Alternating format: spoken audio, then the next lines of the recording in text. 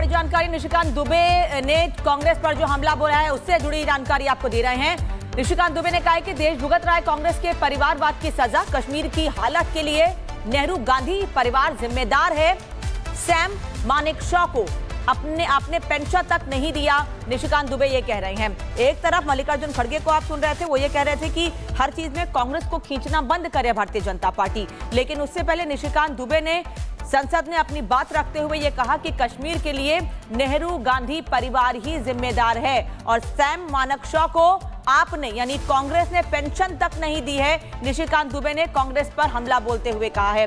संसद में लोकसभा में पिछले कई घंटों से लगातार चर्चा जारी है और आज प्रधानमंत्री मोदी भी ऑपरेशन सिंदूर पर बोलने वाले, लेकिन उससे पहले तमाम सदस्य अपनी बात रखें। निशिकांत दुबे ने क्या कहा सुनिए।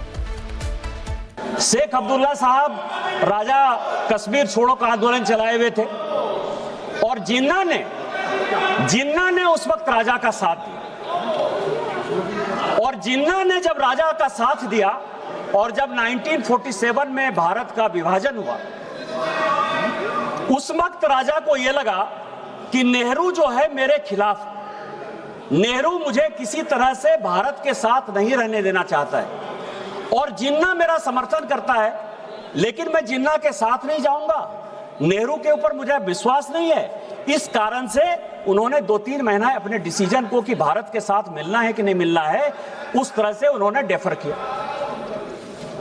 लेकिन जब उन्होंने फिर एग्रीमेंट साइन किया, वो वही एग्रीमेंट था सभापति महोदय जो 600 राज्यों ने अलग अलग इंस्ट्रूमेंट ऑफ एक्सेशन साइन किया। जब मणिपुर के साथ वही लागू हो गया, जब कच्छ के साथ वही लागू हो गया, जब उत्तर प्रदेश के साथ वही लागू हो गया, तो कश्मीर में कैसी ऐसी बात थी जो आपने उसको धारा 370 दे दिया। और यदि जिनको लगता है कि 2 नेशन थ्योरी के आधार पर वो साइन नहीं हुआ, तो जब सिक्किम 1975 में भारत में मिला, जब गोवा 1962 में भारत में मिला, तो उसको 370 आपने क्यों नहीं दे दिया? आज जो ये कश्मीर के हालात हैं, उस हालात के पीछे यदि नेहरू गांधी परिवार जिम्मेवार है तो हम जिम्मेवार नेहरू जी को ठहराएंगे या नहीं ठहराएंगे?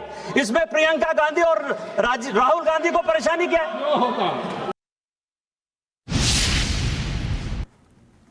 और आज लोकसभा में गृह मंत्री अमित शाह पूरे फॉर्म में नजर आए। उन्होंने सोमवार को कांग्रेस नेता चिदंबरम के आरोपों का मुंह तोड़ जवाब दिया।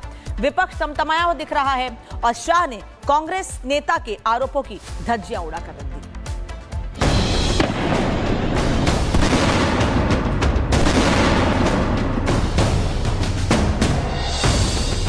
पहलगाम के गुनहगारों पर सवाल उठाकर फंस गया विपक्ष। पाकिस्तान का पक्ष लेकर शाह के निशाने पर आ गए चिदंबरम। संसद में संग्राम, सबूतों के साथ बेपर्दा हुआ नापाक अरमान। ऑपरेशन सिंदूर और पहलगाम आतंकी हमले के गुनहगारों के पाकिस्तानी होने पर सवाल उठाना कांग्रेस नेता पी चिदंबरम को महंगा पड़ गया। आज गृह मंत्री अमित शाह ने संसद में पूर्व गृह मंत्री पी चिदंबरम को उनके आरोपों का सबूतों के साथ करारा जवाब दिया। विपक्ष देखता रह गया और अमित शाह ने भरे संसद में चिदंबरम के आरोपों की धज्जियां उड़ाकर रख दी। 3 में से 2 के पाकिस्तान के वोटर नंबर भी आज हमारे पास उपलब्ध है। मान्यवर, ये राइफलें हैं, ये राइफलें भी हमारे पास उपलब्ध है। इनके पास से जो चॉकलेटें मिली हैं, वो चॉकलेटें ढोक में से मिली, वो भी पाकिस्तान की बनाई हुई चॉकलेट है। मान्यवर, ये कहते हैं कि पाकिस्तानी नहीं थे। गृह मंत्री शाह यहीं नहीं रुके, उन्होंने ऑपरेशन सिंदूर पर सवाल उठाने वाले विपक्षी नेताओं की भी बोलती बंद कर दी। गृह मंत्री ने ऑपरेशन सिंदूर को भारतीय सुरक्षा बलों की बड़ी कामयाबी बताते हुए कहा कि ऑपरेशन सिंदूर अपने मकसद में पूरी तरह कामयाब रहा और साथ ही उन्होंने चिदंबरम पर पाकिस्तान को क्लीन चिट देने का आरोप लगाते हुए कहा कि ये बयान देश की सुरक्षा के साथ खिलवाड़ है। पूरी दुनिया के सामने इस देश का एक पूर्व गृह मंत्री पाकिस्तान को क्लीन चिट दे रहा है।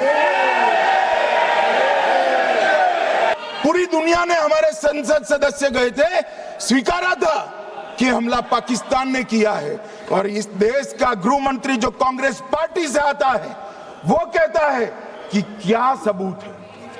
अरे मुझसे मांगते, मैं दे देता, टीवी से मांगते हैं, पूरी दुनिया के सामने उजागर करते हैं, सख्त सुबह खड़ा करते हैं। पाकिस्तान को बचाने का इनका ये षड्यंत्र आज 130 करोड़ लोग जान रहे हैं। बच नहीं पाओगे आप लोग, बच नहीं पाओगे। विपक्ष के नेता ने यील्ड नहीं किया, इसलिए मुझे उस समय बीच में बोलने का मौका नहीं मिला। लेकिन मैं देख रहा था कि हमारे बड़े वरिष्ठ नेता हैं और लंबा अनुभव है, लेकिन वक्तव्य में उनके स्टेचर के अनुसार के शब्दों का जो उपयोग होना चाहिए था उसका उपयोग नहीं हुआ। जो शब्दों का उपयोग किया उन्होंने वो उनके स्तर से नीचे थे। तो इसलिए मैं आपसे पहला निवेदन करूंगा कि उन शब्दों को एक्सपंज कर दिया जाए जो शब्द स्तर विहीन थे। दूसरी बात कि हमारे बड़े वरिष्ठ नेता हैं, लेकिन जिस तरीके से इन्होंने माननीय प्रधानमंत्री जी पर टिप्पणी की है, मैं इनकी तकलीफ समझ सकता हूं। 11 साल से उनको वहां बैठाए रखा है, and he happens to be the most popular leader of the world.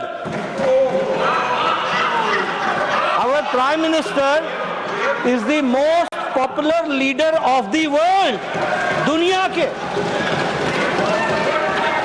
हमारी पार्टी को गर्व भी है और गौरव भी है, लेकिन अगर वो हमारे प्राइम मिनिस्टर हैं, ये पार्टी के लिए गौरव का विषय है, तो देश के लिए भी गौरव का विषय है।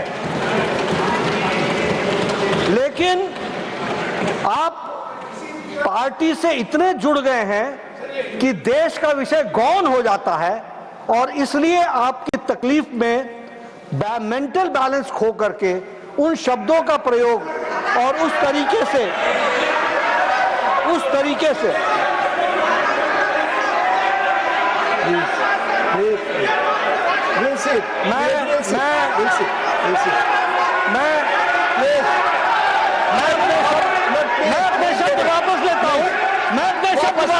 वापस लिया सब। I take back my words.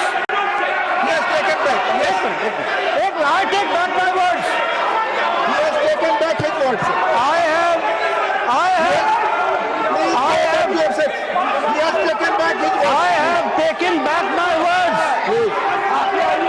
अब सुनिए, मानसिक असंतुलन नहीं, भावावेश में ऑन रिकॉर्ड भावावेश कर दीजिए। भावावेश में जो शब्द बोले हैं वो शब्द उनकी पार्टी और उनके व्यक्तित्व से मेल नहीं खाते हैं। उनको निश्चित रूप से एक्सपंज करने की कृपा करें, यही मैं कहना चाहता हूं।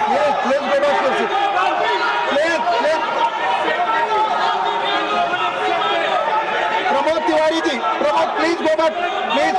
पहले सब लोग जाए। प्रमोद तिवारी जी, आपको मैं बुला रहा हूं, पहले आप सब सीट पे जाए। एक मिनट, पहले सारे लोग सीट पे जाए। No, I will allow all of you, please go back to your seats. Please go back. No. Please go back to your seats. No, go back to your seats. He has taken back his words. No, he has taken back his words. Please go back to your seats. Mani Alofi, please.